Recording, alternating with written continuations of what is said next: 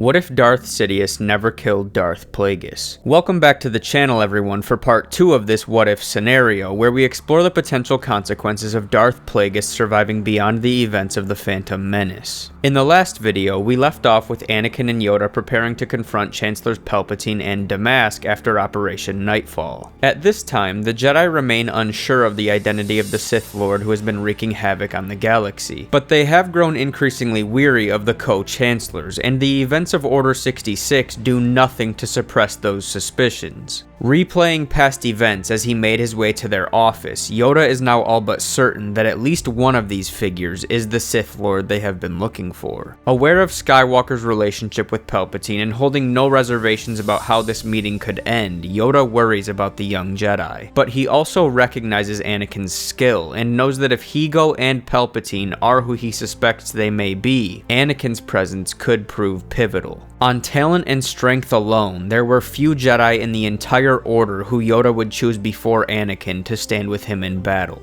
Approaching Palpatine's desk, Yoda begins to speak, but another being steals his attention. He'd sensed no such presence as he and Anakin made their way down the hallway, but now, a darkness long concealing itself from the galaxy reveals itself. The Grand Master spins around just in time to catch a stroke of Sith lightning that would have hurled Anakin across the room. Ego Damask stormed forward, unleashing more energy from his right hand while drawing his crimson blade with the other. Yoda deflected the lightning with his own blade and leapt into action. He had no time to consider Palpatine's role in this, no time to worry about Anakin, no time to unravel the truth that Dooku had been a mere pawn in the Sith Grand Plan, and that both of the mystery Sith Lords remained. Ego's assault required Yoda's full attention, and that left Anakin to deal with Palpatine. Eager to join the Grand Master, Mace Windu marched forward, and turning a corner nearly lost his head as a green lightsaber swung across the hallway. He stepped to the side as a second blade struck forward before stepping back and gaining a split second to collect himself. Igniting his lightsaber, the Jedi Master scanned his surroundings, desperately searching for a more open area to take this fight. General Grievous was a force to be reckoned with, and in the tight quarters of these narrow hallways, there was little room for error.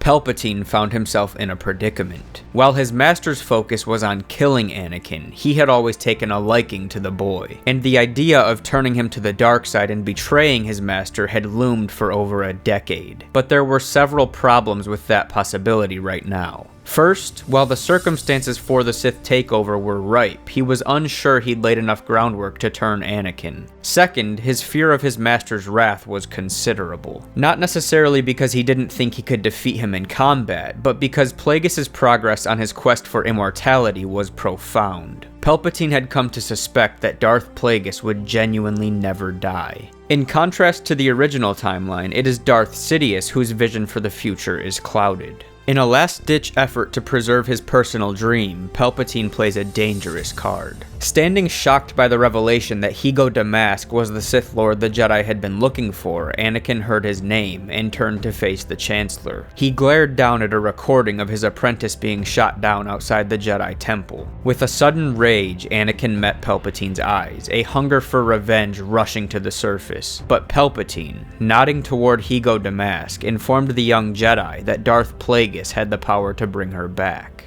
Plagueis pressed forward, backing Yoda into yet another room as the two masters danced through the halls of the Senate building. Yoda was formidable, and as his apprentice continued to fail in joining him, Plagueis grew impatient. Summoning a storm of force lightning, he advanced once more, unleashing the full power of the dark side. But a sudden blow from his right sent him crashing into a wall. He arose quickly to see Mace Windu now taking Yoda's side. A noticeable limp in his leg, a missing hand, and an open wound running down the side of his face, Windu was badly injured. But regardless, Plagueis was now outnumbered. It was time to rethink his approach. Without a single motion of his hands, the wall behind him began to crack, and pieces of it were suddenly hurled at the Jedi Masters. Plagueis launched himself toward his enemies, but Yoda's speed was exceptional. Mace Windu braced for combat, while his green companion disappeared behind the Dark Lord with a burst of speed. Red and purple lightsabers collided, and Master Windu tired quickly, but Yoda's presence kept him alive. Attacking from the rear, the Grand Master forced Plagueis to turn, creating a small opening which Windu exploited. Anticipating the strike, Plagueis dodged to the left, but the purple lightsaber still managed to slice deep into his right arm. He stumbled for a moment, then leapt high into the air. Yoda attacked once more, while Mace struggled to keep up. Harnessing his lightsaber, Plagueis fired lightning from both hands. Raising his blade, Yoda deflected the attack, but Windu, failing to keep up, winced as his weapon was blasted out of his hand. Yoda focused on Plagueis, as Windu now caught the brunt of the Sith Lord's lightning. Lunging backward, Plagueis released Windu and drew his lightsaber once more. As their blades locked, Yoda came to a terrifying realization. The wound that should have incapacitated Plagueis' arm had disappeared, and the long finger Yoda was sure he'd cut off early in their duel was fully intact. Either his vision was failing him in his old age, or Plagueis, in the heat of battle, was healing himself with no perceivable effort. A split-second memory in which Yoda recalled Higo Damask suddenly appearing without his respirator after years of consistently wearing it all but confirmed the latter scenario to be the truth. The Sith had mastered the art of regeneration. To what extent Higo's abilities stretched remained to be seen, but it suggested that victory could not be attained by a narrow margin. To defeat Darth Plagueis, Yoda would need to win convincingly, not by way of 1,000 paper cuts, but through devastating and deadly blows that toppled the Sith Lord where he stood and left no questions about whether he was alive. To defeat the Sith, the Jedi would have to be willing to overlook their principles of mercy and preservation. For a moment, the Peacekeepers would have to be ruthless. Moving down the hallway toward the open room in which Yoda and Plagueis fought, Palpatine continued to mask his presence in the Force. Anakin entered first, catching the attention of the mortally injured Mace Windu. With no emotion and no hesitation, Palpatine activated and then deactivated his lightsaber, impaling the Jedi Master while simultaneously revealing his true identity to Skywalker. Anakin reacted quickly, igniting his own weapon and stepping aggressively toward Palpatine, whose dark presence suddenly engulfed the room. Standing defenseless, Palpatine peered into Anakin's soul, relishing in the boy's conflict. Across the room, Yoda had gained the advantage. Sweeping low, the Grand Master severed Plagueis' leg below the knee. Then, leaping high and catching the Sith by surprise, he sliced an arm clean off at the elbow. Plagueis dropped to one knee and then toppled to his side. Recognizing the opportunity, Yoda prepared to deliver one final blow, but hesitated for the briefest moment. Snapping out of it, he lunged forward, but his motion was abruptly halted as a force from behind launched him forward. The structural damage Plagueis had caused in their fight left no wall to break Yoda's momentum, and so, a victim of betrayal, the Grand Master began a freefall toward the streets of Coruscant. Anakin stood perplexed by his own actions. Instantly, he regretted what he'd done. He'd just uncovered the entire mystery of the Sith, and then turned on the Jedi. How would he ever explain this one to Obi-Wan? How would he ever forgive himself, let alone ask for forgiveness from others? That was tomorrow's problem. Ahsoka was dead, and the monster he'd just saved had the power to bring her back. Turning his head to acknowledge his savior, Plagueis saw Anakin, and without a second thought extended his remaining arm, firing lightning at the Jedi Chosen One. But reacting even faster, Sidious fired back, his lightning meeting his master's before it could strike Anakin. The apprentice drew closer as the energy from each Sith Lord came together and then exploded in a burst of light. Sidious flew back, while Plagueis was pounded directly through the floor. Scrambling to look through the hole, Sidious was terrified to see that his master did not lie below. Promising that together he and Anakin could uncover the secret to immortality, Darth Sidious insisted that they needed to get off-world, but Anakin dismissed the proposal, declaring that Ahsoka was their first priority. Then they would find Darth Plagueis and do whatever they had to do to rip his dark knowledge out of him. Then, only then, would Anakin leave Coruscant. Sidious had little choice but to grant Anakin's request. He didn't like it, and when the chaos of their takeover had settled, he would need to advise the boy of his place in this new partnership. But with Plagueis missing and the two of them now split by betrayal, Palpatine needed Anakin, and with his commitment to the dark side still uncertain, he had very little leverage. Palpatine knew another opportunity would present itself. He needed to be patient for just a little longer. Arriving at the Jedi Temple, Anakin raced to the spot where Ahsoka had been defeated, only to find that she wasn't there. He considered the revelation as Palpatine lingered behind. Glancing around, he took note of the lifeless bodies scattered throughout the temple grounds. Who would have come to collect Ahsoka so quickly? Why her and not anyone else? A surge of hope ran through Anakin as for a second he believed Ahsoka was alive. But if that were true, Palpatine had lied to him, deliberately in an effort to turn him to the dark side. How he had doctored the security footage, Anakin was unsure, but there was no other explanation. Palpatine was lying. He turned his head to peer across the city, his thoughts dwelling now on Padme. Everything could still be okay. He then remembered that fatal mistake. His betrayal of Master Yoda could not be easily explained, and having now seen Palpatine's manipulative power, it dawned on him that he could be framed as the one behind Master Windu's death as well. Palpatine controlled the Senate and the courts. The Jedi's trust in Anakin was shaky at best before the day even began, and he was the only one who knew the truth about the Sith. If he were put on trial, he would lose miserably. He was stuck, and that made him angry. His rage boiled as he turned to face Palpatine, who was more than pleased by such emotions. Palpatine himself was unsure of what was going on here, but the circumstances seemed to be playing directly into his hand. With his lightsaber pointed at Sidious, Anakin weighed his options. Palpatine didn't have the knowledge to bring Ahsoka back anyways. Plagueis was out there, and so was his apprentice. Palpatine had little to offer.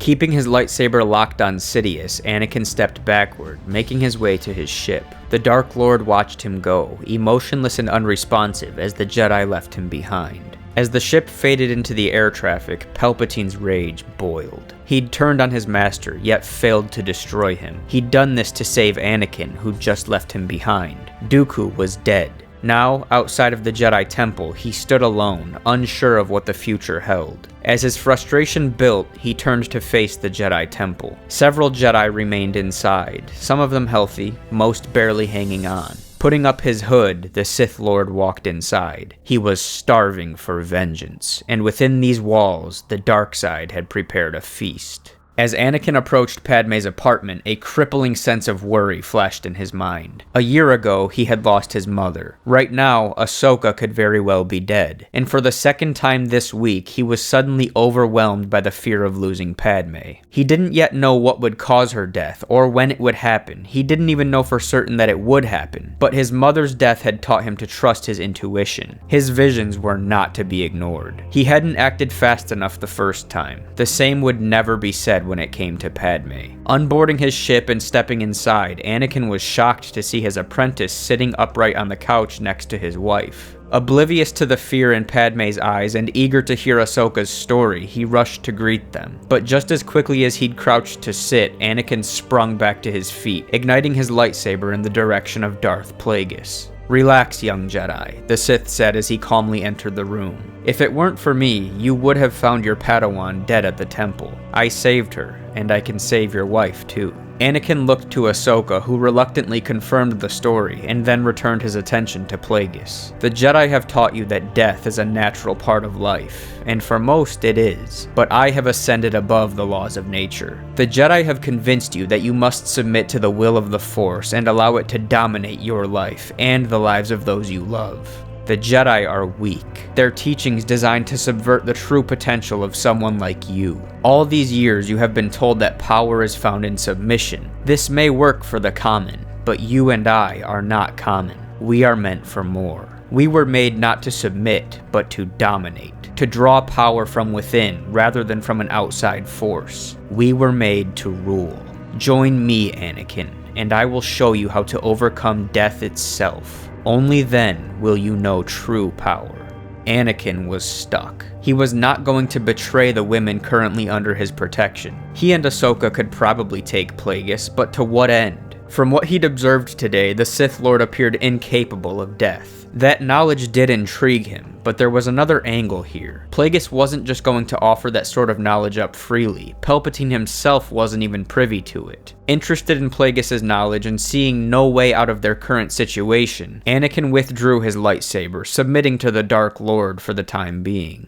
After a satisfying rampage within the Jedi Temple, Darth Sidious put on the cloak of Chancellor Palpatine and proceeded to give an account of the day's events before the Senate. The Jedi had betrayed the Republic. To Palpatine's surprise, he'd learned that Ego Damask had been a part of the Jedi's sinister plot all along, but now he would ensure the galaxy's safety through the establishment of the First Galactic Empire. Plagueis watched the HoloNet in disgust as his apprentice turned the galaxy against him. His new companions shared in his frustration, and that presented an opportunity. He and Anakin now shared a common desire: dethrone Emperor Palpatine. As they made their way to Palpatine's quarters together, Plagueis could feel the rage building within Skywalker. The boy claimed he was only doing this for the greater good, that they would arrest the Chancellor and worry about the rest later. Right now, Plagueis knew that the boy intended to turn him in as well, that Anakin viewed him as a means to a very quick end, but he also saw through those superficial thoughts. He could feel the curiosity, taste the anger. If he had to, he would kill the boy after Sidious was dead, but he grew increasingly hopeful that it wouldn't come to that. Padme entered the room first, brought along by Plagueis both for leverage over Anakin and to poke fun at Darth Sidious, who was perpetually frustrated by the Queen's interference with his plans. She was followed closely by Anakin and then Darth Plagueis himself, who wiped the fake smile off of Palpatine's face. At the Chancellor's side stood the Dathomiri assassin, freshly returned from an encounter with Obi-Wan Kenobi. He too was jarred by the sight of Darth Plagueis. Although he didn't show it, Plagueis was also surprised to see Maul back from the dead, his survival hidden by Palpatine, who had noted his master's affinity for Count Dooku and chosen to keep Maul in his back pocket for a day such as this. Within a few short moments, battle breaks out, neither Plagueis nor Sidious interested in a peaceful outcome. Maul attacks Anakin, while Plagueis, fully healed from his earlier injuries, pursues his betrayer. Seeking to evade the chaos, Padme races toward a doorway. Maul's dual blade rips through the air in front of her, stopping her cold in her tracks. She ducks as the assassin leaps overhead toward Anakin, and the two of them block her intended destination. She rolls under a desk for cover, but is quickly exposed as the object is ripped from its place and hurled across the room. She starts for another exit, but it suddenly caves in. She turns to her right, just in time to see a hooded figure lunge backward in her direction, his red lightsaber plunging through her body. Darth Sidious enjoyed a second of satisfaction before pulling his blade and attacking Plagueis once more. Charged by a surge of fear, Anakin quickly discards Maul with a series of maneuvers and runs for his wife. As Padme struggles for air and reality sets in, Anakin's attention shifts toward Palpatine. Across the room, the apprentice gains the advantage over the master, but Anakin moves like lightning, attempting to strike the Sith Lord down.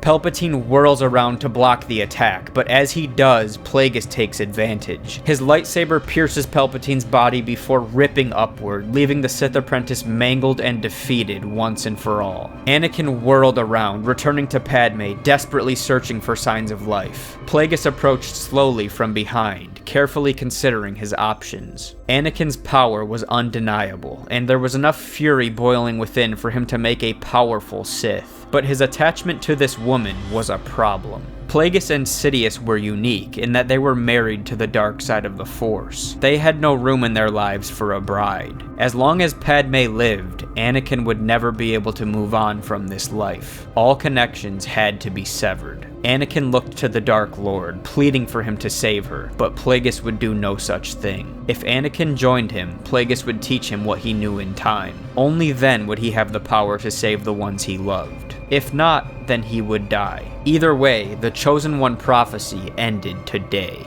Anakin was beside himself. He'd betrayed Master Yoda, saved Darth Plagueis from certain death, and now here they were. Anakin pleading with Plagueis while the Sith refused to help him. Devastated by Padme's death, furious with the Dark Lord, and even more angry with himself, Anakin rose slowly. The Jedi ignited his lightsaber, making his intentions clear, and in that very moment, Plagueis acted without hesitation. Force lightning crackled from his fingertips, engulfing Anakin before he knew what hit him. His lungs burned, his body squirmed in agony as the Sith Lord unleashed his ruthless power. Plagueis swung Anakin to the left, his body breaking through the window as he dangled miles above the city streets. With his free hand, Plagueis pushed with all of his strength, sending Skywalker crashing into the wall of the nearest building. Bones crackled as flesh met brick, and then Anakin Skywalker fell and fell and fell.